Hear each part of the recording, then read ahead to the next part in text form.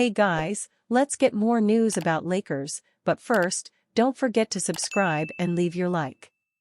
Lakers newsletter: Have the Lakers wasted LeBron James' final years? Welcome to this week's Lakers newsletter. I'm Dan Woik, beat writer for the LA Times, and this is my weekly chance to speak directly to the readers in the same way the J. Crew factory store speaks to me every 5 hours or so. I've been on a little bit of a summer hiatus, enjoying some time with my family, while the Lakers basically have stayed in neutral. There was some international competition that I monitored from afar, but otherwise, mostly same as it ever was. But with the NBA schedule set for release on Thursday, I figure it's time to shake off the summer rust and ease myself back into the things. As LeBron James earned an unlikely MVP, the plan wasn't necessarily for him to be Team USA's best player at the Olympics. When Grant Hill first began recruiting him for the roster, each bit of praise also felt like an indictment of the Lakers. Some of it was a bit disingenuous. Sure, when surrounded with the sum of the best talent ever assembled, James' all-around game really popped in a way no 39-year-old should be able to put together. Assists come easier, of course, when Stephen Curry and Devin Booker are the targets behind the three-point line. But the way James performed in France reinforced the things people saw from him a year ago in the NBA Cup and down the stretch of the Lakers season. He's still really good. But the Lakers and Rob Pelinka's summer of roster inaction, a stagnation that's been broken by only a new coaching staff and 2 draft picks, makes the opening question a real topic of conversation. A rival Western Conference general manager once told me that having James on your roster means you are all in all the time. And the Lakers have been all in at various times during James' time with the team. They were all in when they shipped out everything minus Kyle Kuzma for Anthony Davis, who also played great in France. They were aggressive after the 2020 NBA title by trading for Dennis Schroeder and remaking the bench. When injuries undid that season, they were aggressive again, trading for former MVP Russell Westbrook. But when those trades are re-examined, aggressive looks a lot like reckless. Did Pelinka need to reimagine the 2020 title roster, adding offense-minded players such as Montrezl Harrell and Schroeder while rebuilding the front court around Davis? At the time, the argument was that with the shortest offseason in NBA history on the way, getting more offense around James would ease the burden placed on him and Davis and give the team more runway. It didn't work for a bunch of reasons, bad luck and injuries included. The Westbrook trade remains indefensible, the Lakers taking back the big contract and giving up key players and a pick for a hole they had to use future draft capital to escape. There's no real point in getting too deep into the weeds on either of those decisions other than to understand that their failures left the Lakers and Pelinka maybe a little scarred and cautious when it comes to moves. It makes a lot of sense. In any world, it's important to win the trade, but especially if you're Pelinka, and your resume could start getting a more thorough examination if the Lakers can't carve a path back to the top of the West, or at least close to it. Skip Bayless trolls Lakers LeBron James with random Michael Jordan jersey picture.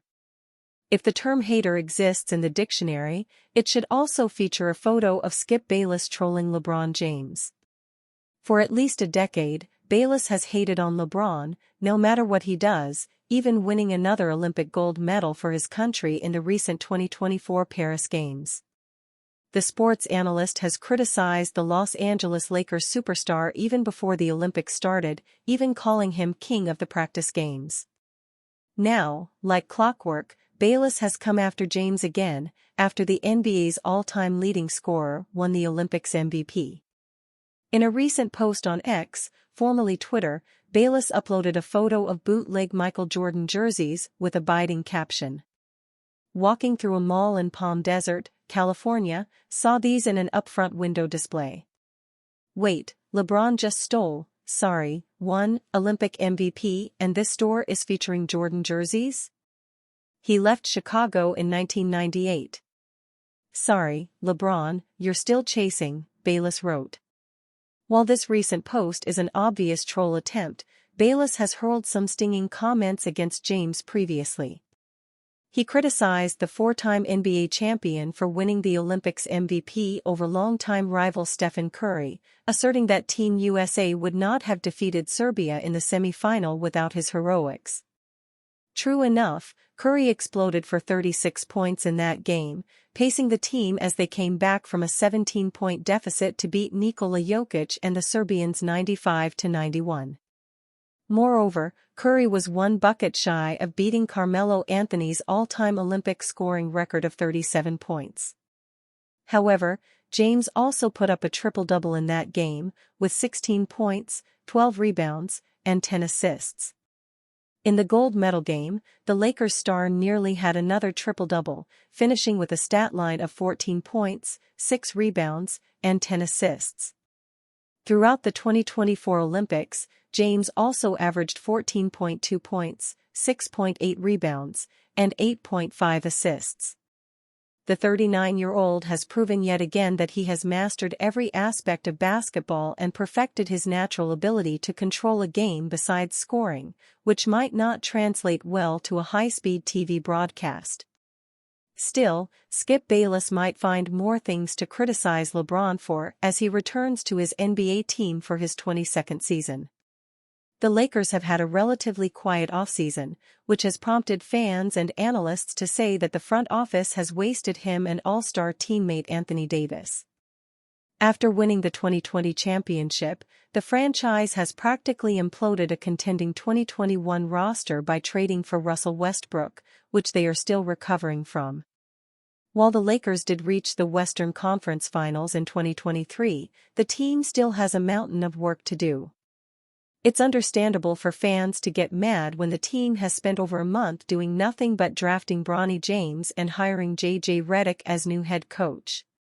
Chasing his fifth title with this Lakers roster might be too much of a challenge for LeBron James himself. Los Angeles Lakers officially signed talented three-point shooter Quincy Olivari is coming off an excellent season of college basketball for Xavier. He finished the year with averages of 19.1 points, 5.6 rebounds, 2.1 assists, and 1.4 steals per contest, while shooting 42.5% from the field and 40.9% from the three-point range in 34 games. This summer, Olivari went unselected in the 2024 NBA Draft. On Tuesday evening, Trevor Lane of Lakers Nation reported that the Los Angeles Lakers have officially signed Olivari to an Exhibit 10 contract. Olivari played 5 seasons of college basketball for Rice and Xavier. His career averages were 14.5 points, 4.9 rebounds, and 1.6 assists per contest, while shooting 41.2% from the field and 38.7% from the three-point range in 147 games. The 23-year-old has proven to be a very reliable three-point shooter. While he likely will not make the roster, Olivari could be an intriguing player for the South Bay Lakers, G League. There is no question that he could be a candidate for a 2-way, or 10-day, contract during the season. Olivari played 5 games for the Lakers at NBA Summer League in California and Las Vegas. As for the Lakers, they finished this past season as the 7th seed in the Western Conference with a 47-35 record. They beat the New Orleans Pelicans in the play-in tournament but lost to Nikola Jokic and the Denver Nuggets in the first round of the NBA playoffs, in 5 games. And you, fan? What do you think of the situation of Quincy Olivari? Leave your opinion in the comments.